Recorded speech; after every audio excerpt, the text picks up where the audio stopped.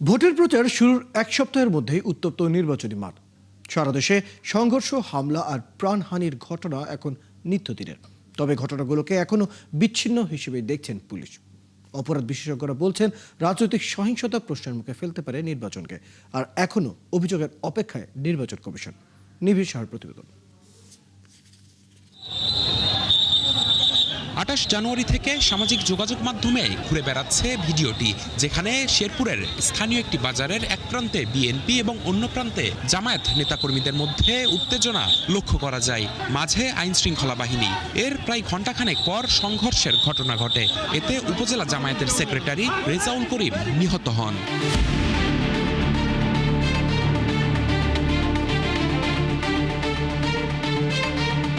ত্রয়োদশ জাতীয় সংসদ নির্বাচনকে ঘিরে ক্রমেই উত্তপ্ত হচ্ছে নির্বাচনী মাঠ। উঠছে অভিযোগ, পাল্টা অভিযোগ, আর বিদ্বেষমূলক আচরণ তো থেমেই নেই। শিরোনাম হচ্ছে নির্বাচনী সহিংসতা, যেখানে নির্বাচনের আগে হাতে আছে 2 সপ্তাহেরও কম সময়। গেল 25 জানুয়ারি লালমনিরহাটে নির্বাচনী প্রচারণার সময় বিএনপি ও জামায়াতের সংঘর্ষের ঘটনায় আহত হন 30 জন। 27 জানুয়ারি বিএনপির এক নারী নেত্রী গ্রামে গিয়ে না ভোটের পক্ষে প্রচার চালাচ্ছেন এমন অভিযোগ তুলে সংঘর্ষে জড়ায় বিএনপি ও জামায়াতের নেতাকর্মীরা। আহত হন 12 জন।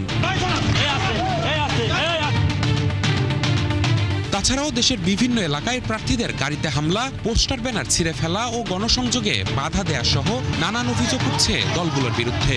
সবশেষ প্রচার শুরুর দিন ঢাকার কেরানীগঞ্জে দুর্বৃত্তরা গুলি করার একদিন পর মারা যান এক বিএনপি নেতা। নির্বাচনের গণসংযোগের প্রায় এক সপ্তাহের মধ্যে সারা দেশে প্রায় অর্ধশতাধিক সহিংসতার ঘটনা সামনে এসেছে। আর আইন ও সালিশ কেন্দ্রের তথ্য বলছে, গেল 1 বছরে শতাধিক রাজনৈতিক হত্যাকাণ্ড ঘটেছে, যেখানে রাজনৈতিক সংঘাত ঘটেছে 400-র বেশি।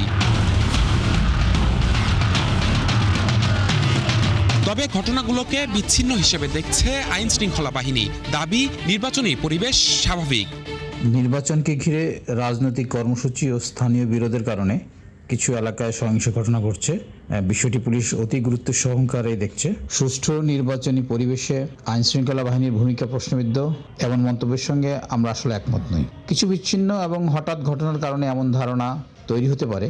তবে এই কর্মকর্তার সঙ্গে একমত নন নিরাপত্তা বিশ্লেষক নাঈম আশফাক চৌধুরী। তিনি বলছেন, আইন শৃঙ্খলা বাহিনীগুলো একে অপরের দিকে দায়িত্ব ঠেলে দিচ্ছে। মাঠে যখন সেনাবাহিনী থাকে তখন পুলিশ এবং অন্যান্য প্যারামিলিটারি ফোর্স এটা হিস্টোরিক্যালি দেখেছি তারা একটু রিলাক্টেন্ট থাকে। তারা মনে করে যে না, আর্মি আছে, আমরা আর কি করব।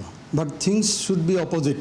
Army will take over once police fails, once answer fails, once BGB fails, RAB fails, only then army is supposed to take over.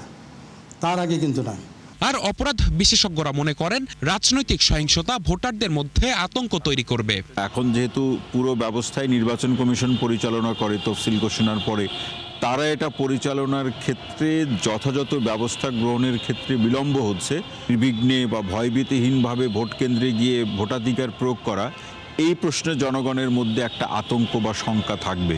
বিচ্ছিন্ন ঘটনা বা সম্পূর্ণ আলাদা ঘটনা, এই ধরনের শব্দগুলো ব্যবহার করলে তখন আরও যে সমস্ত এলাকাতে আধিপত্য বিস্তারের প্রেক্ষাপটে নিজেদের মধ্যে গ্রুপিং রয়েছে, তারা কিন্তু নানাভাবে সক্রিয় হবে।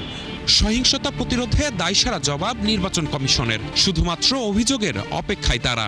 সেকেন্ডারি ইনফরমেশনের উপরে কাজ করতে হচ্ছে। আমি তো আর ওখানে ব্যক্তিগতভাবে ওখানে উপস্থিত নাই, কাজে আমাদেরকে রিটার্নিং অফিসারের কাছ থেকে তথ্য নিয়ে তারপরে যেটা প্রয়োজন সেটা করব, এবং এগুলো আমরা দ্রুততার সাথে নিষ্পত্তি করার চেষ্টা করছি। নিবিড় সাহা, ৭১, ঢাকা।